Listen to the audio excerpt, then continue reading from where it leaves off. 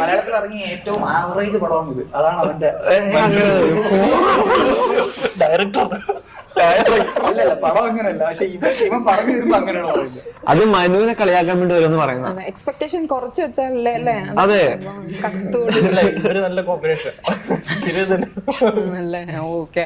അല്ല, ഞാൻ ചോദിക്കാന്ന് വെച്ചാൽ ഇത് നമ്മൾ കുറച്ച് നാൾക്ക് ശേഷം, അതായത് രോമാഞ്ചത്തിന് ശേഷമാണല്ലോ ഒരു കോളേജ് ഒരു തീമിലുള്ള ഒരു മൂവി സെറ്റപ്പ് വരുന്നത്. കോളേജല്ല, അല്ല, ഞാൻ ഫ്രണ്ട്സ് അല്ലേ, കോളേജ് സോറി രോമാഞ്ചല്ല, ആവേശം, സോറി ആവേശം കഴിഞ്ഞിട്ട് ഒരു കോളേജ് ബേസ്ഡ് മൂവി വരുന്നത്.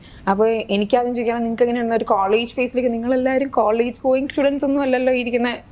അല്ല, ക്യാരക്ടർ കോളേജിൽ പഠിക്കുന്ന പിള്ളേരാണ്. അതെ, ഞാൻ ചോദിച്ചപ്പോ എങ്ങനെ ഉണ്ടായിരുന്നു ഒരു ബാക്ക് ടു കോളേജ് ഫേസ് ആണല്ലോ, ഷൂട്ടും കാര്യങ്ങളും ഒക്കെ വന്നപ്പോ എങ്ങനെ ഉണ്ടായിരുന്നു ഉദ്ദേശം? നല്ല കോളേജ്. നിങ്ങൾ എന്തെങ്കിലും പറഞ്ഞു.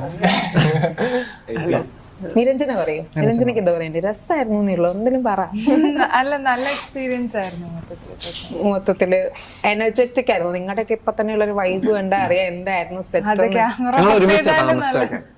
നമ്മള് ഒരുമിച്ച് ഒരു ഹോസ്റ്റല് പോലെ ആയിരുന്നു നമ്മളെല്ലാരും താമസിച്ചിരുന്നത്. അതായത് അടുത്തടുത്താണ് നമ്മുടെ ആർട്ടിസ്റ്റുകളുടെ ആണെങ്കിലും ടെക്നീഷ്യൻസിന്റെ ആണെങ്കിലും എല്ലാവരുടെയും റൂം ഒരു സ്ഥലത്ത് തന്നെയാണ്. അപ്പം കോളേജ് എന്ന് പറയുന്ന കോളേജിന്റെ തൊട്ടടുത്ത് തന്നെ ഇവരുടെ തന്നെ ഒരു ഗസ്റ്റ് ഹൗസിലാണ് നമ്മൾ എല്ലാവരും താമസിച്ചത്. എല്ലാവരും അതേപോലെ ഒരു ലൈഫ് സ്റ്റൈൽ ആയിരുന്നു, ഹോസ്റ്റൽ പോലെയായിരുന്നു നമ്മളെല്ലാവരും. അമൽജ്യോതി കോളേജിലെ ഗസ്റ്റ് ഹൗസിൽ തന്നെയാണ് താമസിക്കുന്നത്. അപ്പൊ എവറി മോർണിംഗ് നമ്മള് ജസ്റ്റ് റൂമിൽ നിന്ന് ഇറങ്ങുന്നു, ഷൂട്ട് ചെയ്യുന്നു, തിരിച്ചു കയറുന്നു.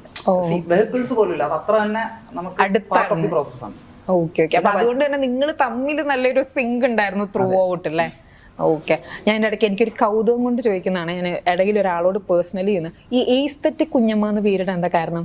മീൻസ് എനിക്ക് ആരുടെ ശരിക്കുള്ള പേര് അറിയില്ലായിരുന്നു. ഞാൻ എയ്സ്തെറ്റിക് കുഞ്ഞമ്മ ഫോളോ ചെയ്യുന്നുണ്ടല്ലോ കുറെ നാളെ. അപ്പൊ ഞാൻ അർത്ഥം എയ്സ്തെറ്റിക് കുഞ്ഞമ്മ എന്നൊരു പേരിട്ടെ ചുമ്മാ ഭയങ്കര ഇഷ്ടമുള്ള ഒരു വേർഡായിരുന്നു എയ്സ്തെറ്റിക്. അങ്ങനെ അതിനൊരു മിക്സ് നല്ലതായിരുന്നു. അല്ല, എയ്സ്തെറ്റിക് എന്ന് വാക്കത്ര താല്പര്യം ഉണ്ടായില്ല, പക്ഷെ അങ്ങനെ ഒരു മിക്സ് വന്നപ്പോ ഒരു ദേശി ഇന്റർനാഷണൽ പരിപാടി, ഒരു ക്വർക്കിനെസ്, അതിന് വേണ്ടിയിട്ട് ചെയ്തൊരു പരിപാടി.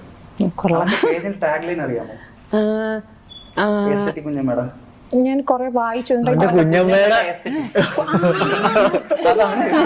ഹൈലൈറ്റ് അവന്റെ കുഞ്ഞമ്മയുടെ. അതെ, അതെന്താ ആക്കി ഉദ്ദേശിച്ചാണോ അതോ? അങ്ങനെ ആരോ പറഞ്ഞു തുടക്കത്തില്.